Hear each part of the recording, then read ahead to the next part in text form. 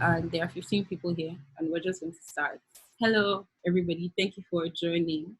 My name is Teju, and first, I just want to get to know everybody who's here. Sorry, I have to admit people manually for some reason, but I just want to get to know everybody who is here. I know it'll probably be rowdy if we have to put on mics. So maybe like in the chats, you can just say your name, what you currently do, where you do it at, what stage of your life you are in, if you're a student, you're looking for a job, like whatever point you are in the chat, that would be cool. So we can just get to know each other.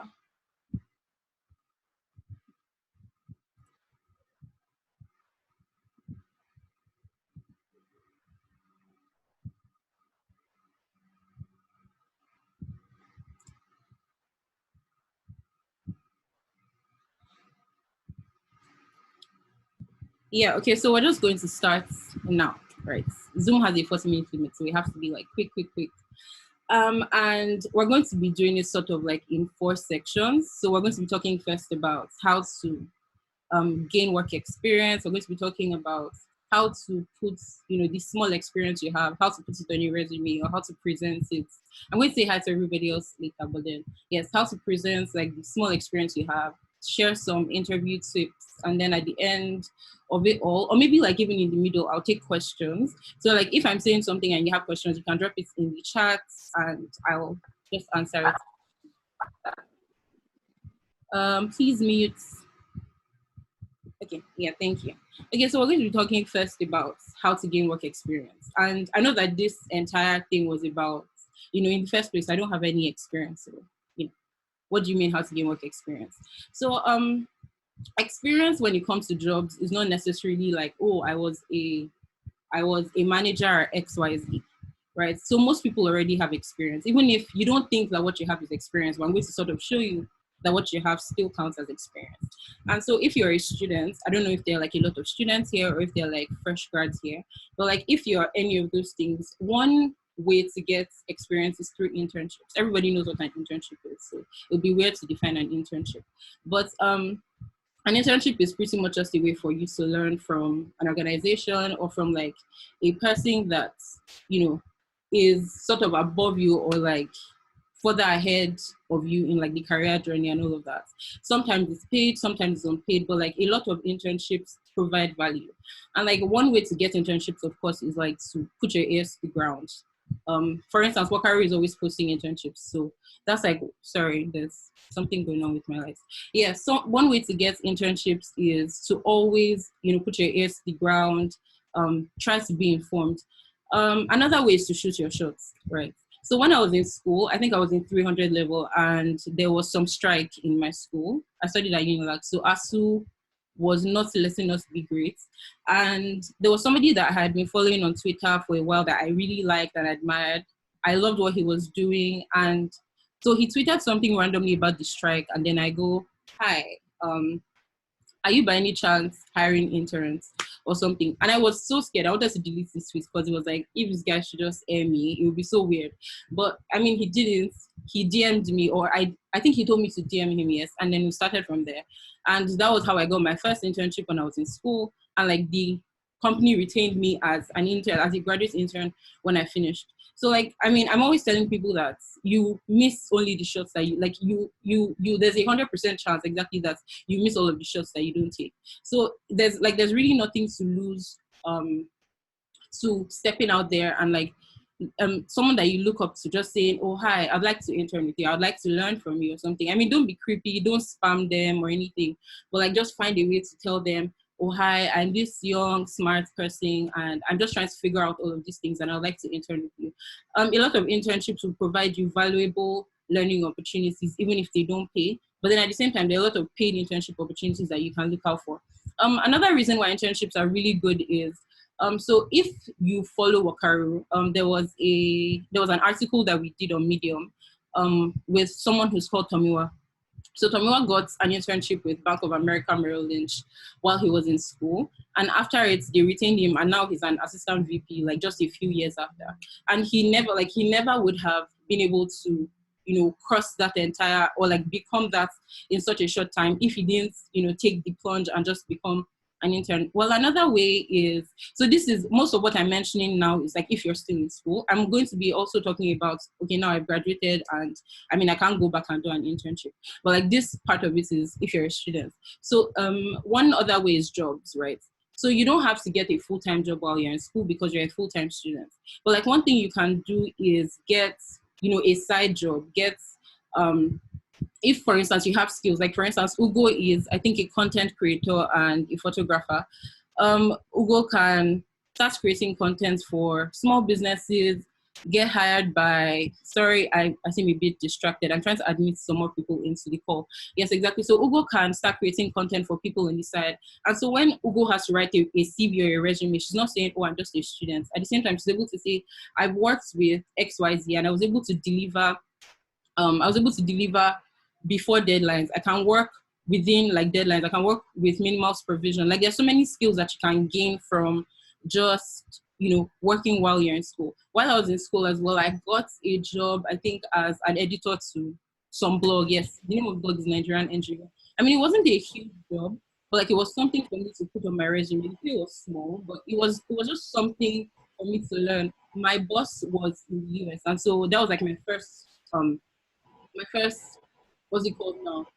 My first chance, in quotes, to work remotely. And so that was something that I could easily tell people, oh, I can work remotely. I can work without you supervising me or without you being all up in my business because I will always deliver. Another thing is volunteering opportunities.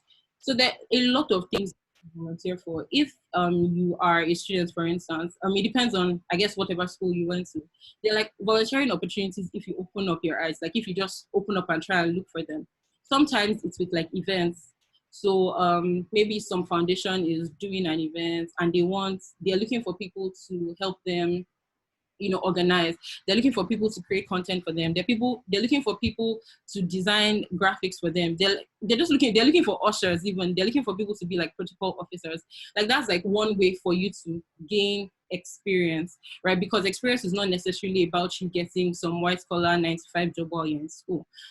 If for instance you are like, so in my school, for instance, would have these events, like these students organize events. And like one really good way to gain experience, like if you're still in school, and I mean, this applies to you, one really good way to do that is volunteer for some of these events. Tell your friends that you want to be on the committee for it. So we used to have committees and, you know, you just go there and say, oh, I want to join this committee. The barrier to enter is like extremely low. Nobody is telling you to apply before you can become a volunteer. Most of the time it's like, oh, you don't have any skills. It's fine. We just need people who are available. And I mean, you're available. So that's like one way for you to get experience.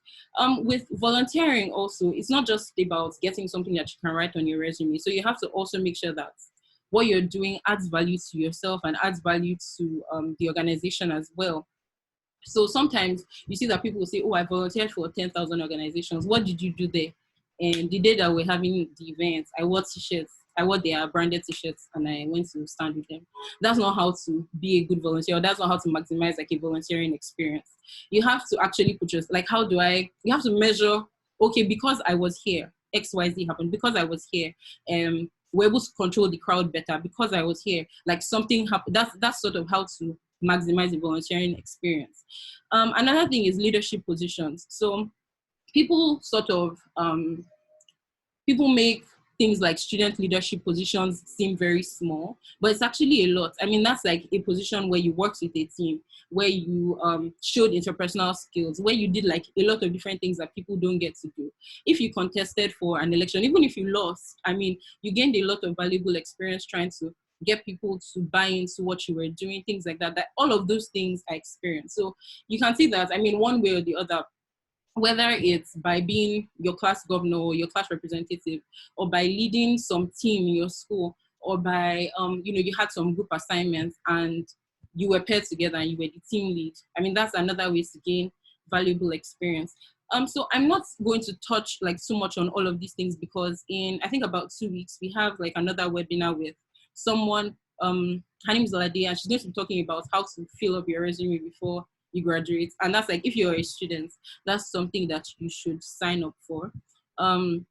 Yeah, so Lade is someone who, I think she's been out of school for like 2 or 3 years now, but like she has like 8 years worth of experience. I don't know how she did this, but she's going to talk about it Can everybody hear me? I'm seeing something from Moyin. Moyin is saying, please, I can't hear. Does anybody else have that issue?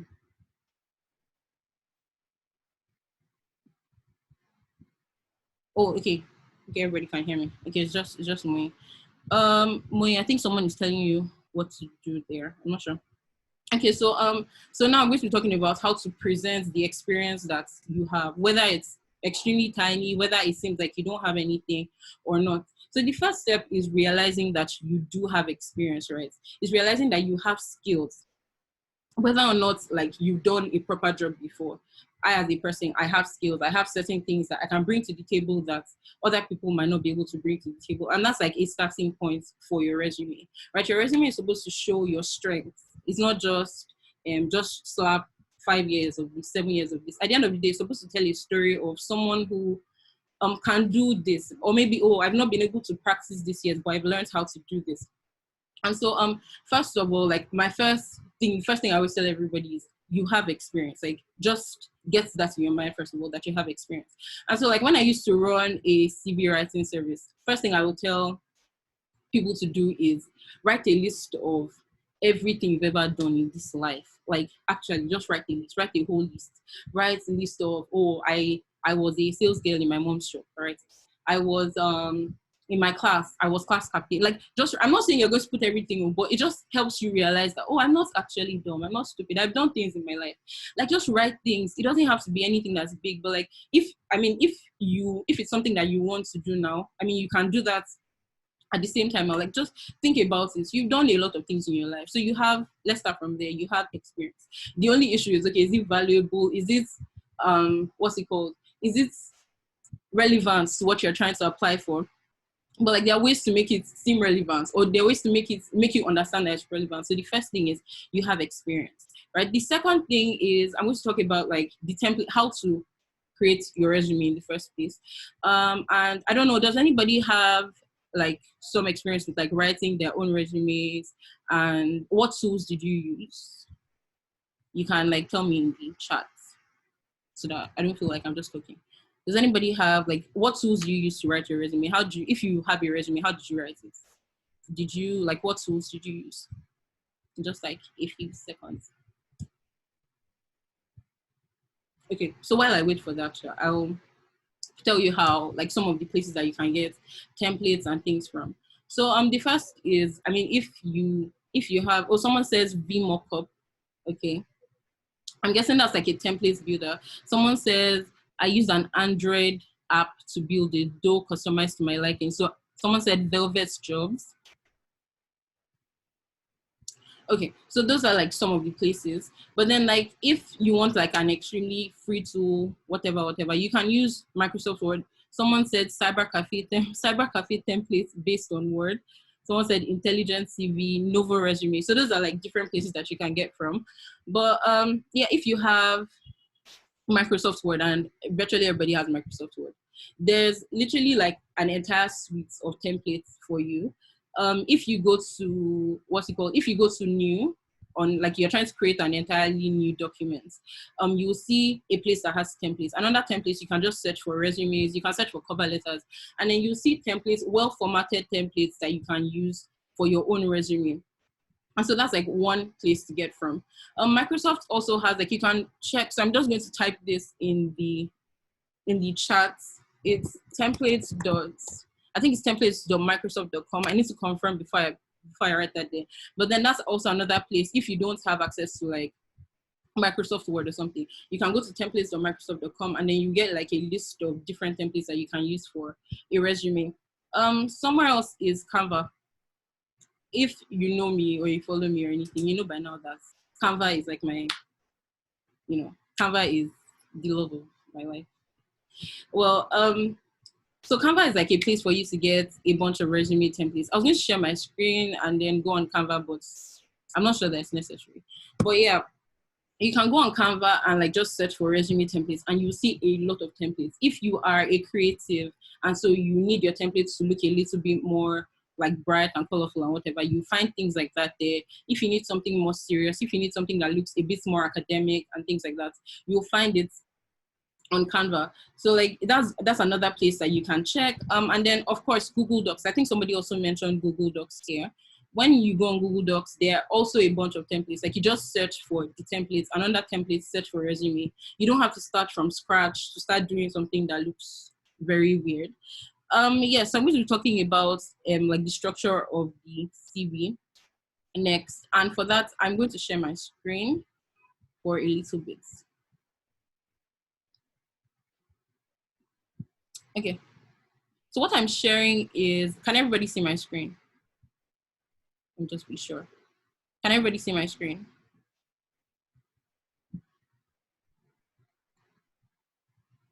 Okay. So 1 second.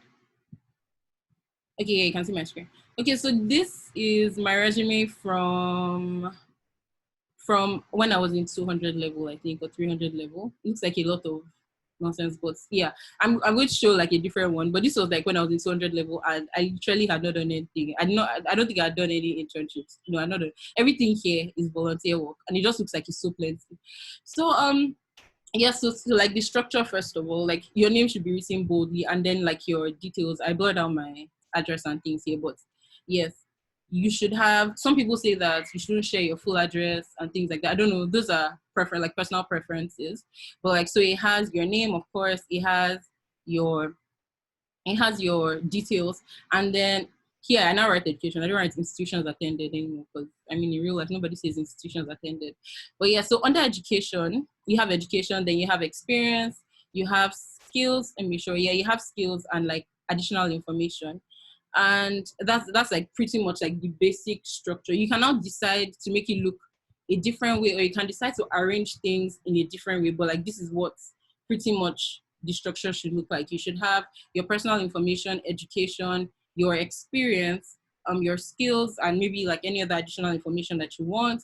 So this means, of course, that you should not put things like state of origin, marital status, all those interesting things should go. I know that you want to fill your CV up, but like just remove all those things because of biases and some of those things, right? Okay, so in my case here, I put education first because that was something that I had going on for me. But like, if for you it's like, oh, my grades aren't that great, but of course you still want to put your education, like you might want to move experience forward, or you might want to, 1 second please, you might want to move experience forward, or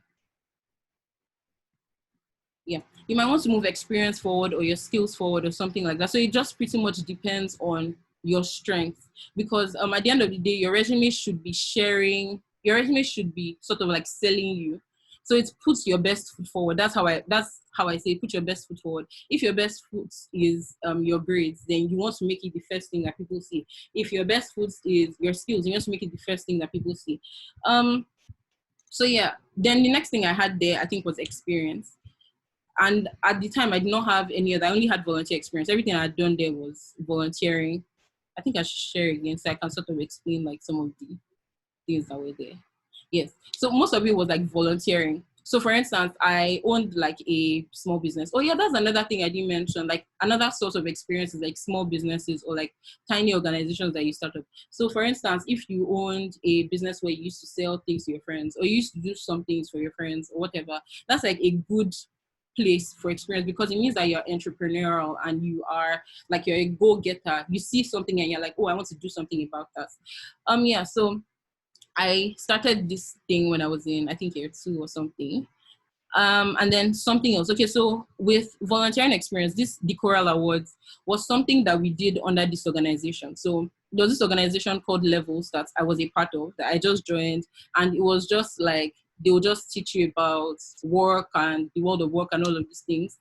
And so, you know, I had Levels. And then within Levels, they created like a subgroup for an event that they wanted to do called the Coral Awards. And so that was like another entire experience for me, like another entire experience brackets for me. And it seems like I've done like a lot of different things, but like these two were within the same organization. Okay, and then here, so there was like some campus ambassadorship thing that they were doing at the time. And I mean, it didn't, I don't know how to explain it, but like something like this makes it feel like I've done a lot of things, but I've really not. I mean, maybe this thing I was attending is like twice a week, and then maybe sometimes they'll give us assignments to do and things like that. But it just showed that I wasn't like someone that would just go to school and go to class and just move on from there. Like I was also trying to do other things. And then this was my fellowship, like my Christian fellowship in school. I was a leader in my Christian fellowship. And I mean, it's nothing like a lot of people already. I'm sure there are people, okay, if you are religious or something and you're a part of your fellowship in school, you might have held some tiny position, even if it's like to just plan something. Like it counts as experience. And then what else is here? And okay, yes, this was like a committee that I joined in school. Yeah, so I hope that was like pretty clear.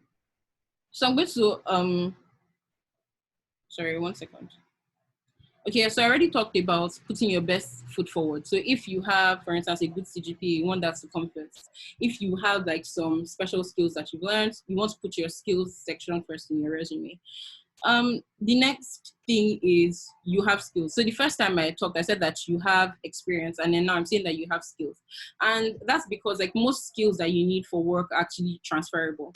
So when you were in school, you had like some team work or something, you had some team assignments, and you planned, like you worked with a group of people to present something. That you have like, that's like team building skills, that's like teamwork skills, exactly. Or you led the team, that's team leadership. Or you have like, sorry, you have you're able to prioritize properly because you did a bunch of different things in school. Like it's all of these things are skills because they are transferable in the workplace. Just even being a university student, like there are so many skills that you gain just by being in university, just because there are so many deadlines and there are parties that you want to go to, and there are all of these different things that you want to go to, and you're able to balance it out somehow. That's like some skill, exactly. That's some skill that you can transfer in the workplace because it means that you can always balance things out. Exactly, Ugo, thank you for feedback. But yeah, it's like they're just by being in that environment, by not being distracted by something, for instance, or maybe in your class they said they wanted to raise money for something, and you were like, I want to be part of that somehow. Like you learned to do fundraising already. You learned to do all of these different things, and you can include them as skills that you have. The next thing is how to describe your experience. So now that I'm saying that you have experience, yes. So should you just say, okay, so I was the class captain of my class. Under class captain of my class, I was a brilliant class captain. No, you have to actually do, like you have to make whatever you write under it very, very specific. So if you look at some of the ones that I did there, I was writing about how I worked with a team of 5 people to do XYZ. So that shows that I can work with people. And it's not vague. It's not like, oh, she's just saying she's a team, like some people say I'm a team worker or something. I don't know. I have good team skills or whatever. But like I mentioned under each one, I would say, oh, I worked with 5 people to do XYZ. There was one of the things there was some conference that we planned, and the conference had 1,000 people that attended, 1,000 unilag students that attended. And I said under it that I worked with a team of XYZ people to organize an event that had like over 1,000 students in attendance. Like I mentioned very specific things. So it seems like it actually seems serious, right? So it's like you also have to like describe them with action words. So did you collaborate with people? Where you have to use all of those action words. So it's not like, oh, you don't write under sorry, I'm trying to think about an example. So let's say you did social media management for an event. You don't say under the event, you won't write social media management. Rather, you say specific things like you worked with this to create a campaign that pulled in XYZ number of people, right? Or like it's pretty much just like that. Like that's the flow of writing the experience that you have. You volunteered for something. Let's say, for instance, you volunteer. So I know a lot of people that would volunteer for like blood drive events, like blood donation events, and that's like a really good cause to volunteer for. But it's like, how do you now present the experience? So what did you do there? You were at the registration desk, right? What you did was you literally managed like attendance and blah, blah. Like it's like you have to be extremely, that's what I mean. You have to be extremely specific. You managed attendance, you managed, like you did crowd control. Like think about it in that sense. Don't think about it like, oh, I just did this. Oh, I was just an usher. No, you ensured that the event went smoothly, and that because of that thing that you did, 500 people or 20 people were able to donate blood successfully at the event. Right? I hope that makes sense. But yes, like just tie it to actual numbers. Sorry, I have to look at my notes to make sure that, because time is going, to make sure that we're still on. Yeah, exactly. Or so, for instance, I think I did something. So I was She Leads Africa. If you know She Leads Africa, they were having some events, and they were looking for student ambassadors. And student ambassadors were pretty much, what we're doing was pretty much like making sure that tickets got sold, like trying to get recruit our friends to sell tickets. And like when I describe my experience, I'll talk about how I worked with certain people to launch or to do like a marketing campaign thing that that led to XYZ people being attending the event. Exactly. Or I communicated like insights to the organization on how to better market and position themselves for students. So it's like how you see, it's not exactly packaging, it's just, yeah, so we have like a 10-minute limit. It's just, saying it like the correct way. And so use, like I said before, use action words. And another thing, don't lie. Like don't lie on the resume, because they're going to catch you if you're doing an interview. So it's easier to like make it in a way that you can sell it, right? So instead of saying I only knew I built XYZ, like say things that actually happened. It's just that you have to figure out creative ways to say the things that happened. Something else. Okay, yes, formatting your resume properly. So I'm not sure if we can extend this like after the 40-minute limit, but like just in case, I'm just going to try and wrap up here. So, okay. So, yeah, formatting your resume properly. So that's like one of the reasons why I said from the beginning that you should use a template, because that way you can see how it should be structured. And if you're going to use bullet points all throughout. If you're going to space it a certain way, like use that space all throughout. Just make sure that it's legible to read, and make sure that it's something that when they see, they don't think this person is even not serious. You said you were doing content editing for one business, but your resume looks like, and like you don't know what a dictionary is. Like you can't be doing things like that. So it has to look, it has to look good. Exactly. At the same time, yeah, so I've talked about not lying, using action words. So just going over it, using action words, being very specific in your descriptions, calling numbers, like if you raised money, say you raised, at the time I did something where I raised, or I don't know, we as a team, what we actually did was we went to Access Bank and we wrote proposal and we begged Access Bank to support our event. And at the end of the day, they gave us some condition for them to give us, I think it was about 350K then. And it was, I don't know, sir, but we got the money somehow. And I put it in my resume that I worked to do fundraising, like I did fundraising. We raised, at the time it was about $1,800, I think. So I wrote it in dollars because I was trying to apply for something that was, I think, abroad or something. So I wrote it in dollars. And okay, obviously now it's like a lot more, but yeah, I wrote it there that I worked with a team and this was what we did. Like that's how to sell it. And when somebody asks me, I can easily say it without, like, it's not a lie. It was actually true. I mean, we went to Access Bank and we begged and we did sad face, we did everything. But at the end of the day, we did raise the money. So it's something that I can tell. It's a story I can tell. Right. And then, okay, yeah, so if you have any questions, because we're running out of time, but if you have any questions, you can drop it in the chat and I'll answer it. Questions should be around like resumes, around cover letters, etc. Like, okay, maybe not cover letters. I don't know. You can ask interviews, all of those things. Like you can just ask your questions. And while you're doing that, I'm going to like just talk about interviews and like acing interviews and things like that. So the first thing, which is something that I think that a lot of people did not learn in school, is that interviews are like conversations, right? They're not. I know that HR Twitter, like there's like an entire like bad vibe and bad experience, but like interviews should be like conversations. So you should think clear, like think before you go there, think about it, like what are like my 5 major skills? Do I have stories that can back it up? By stories, like if I'm going to say that I'm a content writer, right? Do I have a story of how I helped my friend's business. Like I wrote content for my friend's business. That's another way, exactly. So all those friends that you have that you did social media management for them. When they were doing, your friend was doing an event, you supported them by like doing logistics for them. Those things are experience that you can include. Just make sure that you package it properly, right?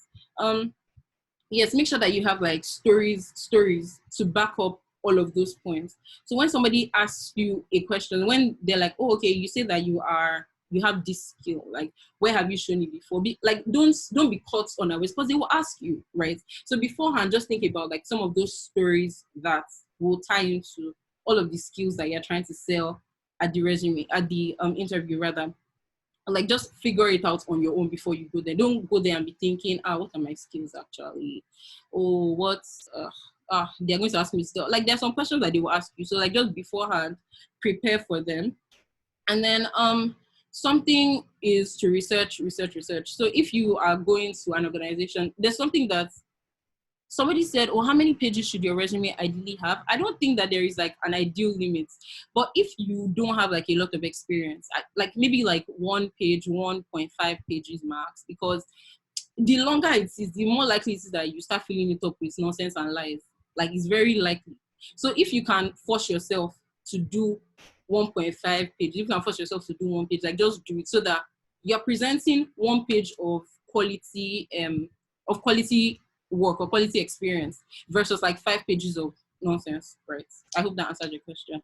But yeah, I was talking about researching beforehand. So if you're going to try to work at or interview at a software company, for instance, like this is like if anybody here should do this thing, I don't know, Sha, but yeah, if you're going to work at a software company or something, like if they have an app, download the app, like play around with it, because they're going to ask you, what are you going to do? What do you think can be improved about our app and things like that? Like those are things that should not catch you unawares, because you can just do it ahead of time. Like you can just download and say, oh, they have a bug here. So during the interview, I can bring it up and say, I noticed this was wrong, and I think that this is one way to fix it. What else? Oh yeah, even if they are not like a software company, like still research, find out what they do. If they've written stuff before, like just it's not like go and look at their company. That's what some people do as research. You go and look at their company page and then you say, oh, there are 10 divisions. Like that's not really, it's like what do they actually do and how does it tie into what you want to do? How does it tie into your own goals? And like, you know, that gives you talking points at the interview. So we have like 3 minutes 38 seconds left. I don't know if anybody else has questions. I'm happy to answer, but we are going to like put up a replay of this somewhere. So if you'd like it, I think you can just you can just send an email or just follow Wakaru and like we'll post where to put, like where you can get the replay of it. But yeah, that's like most of it. I'm just waiting to see if there are like any questions or anybody has, or if there's anything that you think that I should have touched on, or something that you wanted to learn that you don't think we have yet, that sort of thing.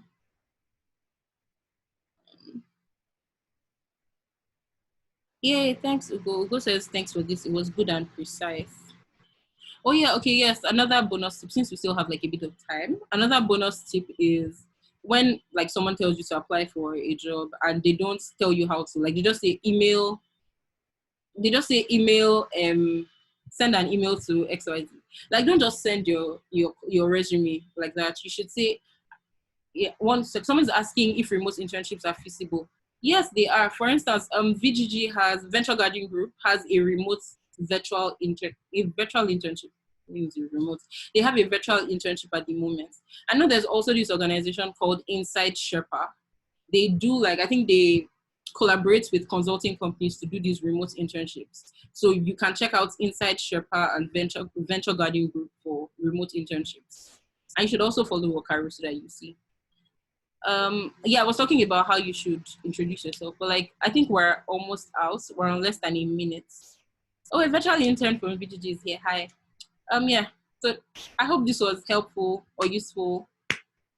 Oh yeah, you should send a PDF if there are no instructions as to the file format.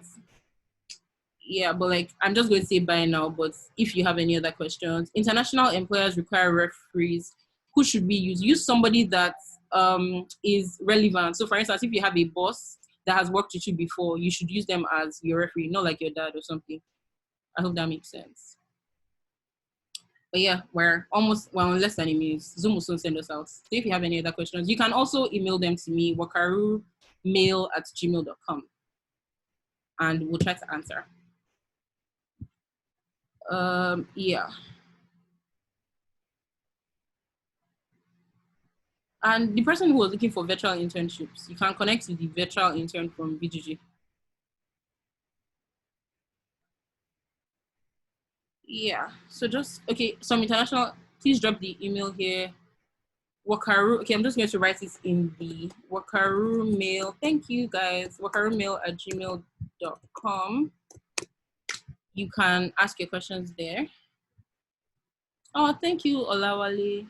I just read the email there.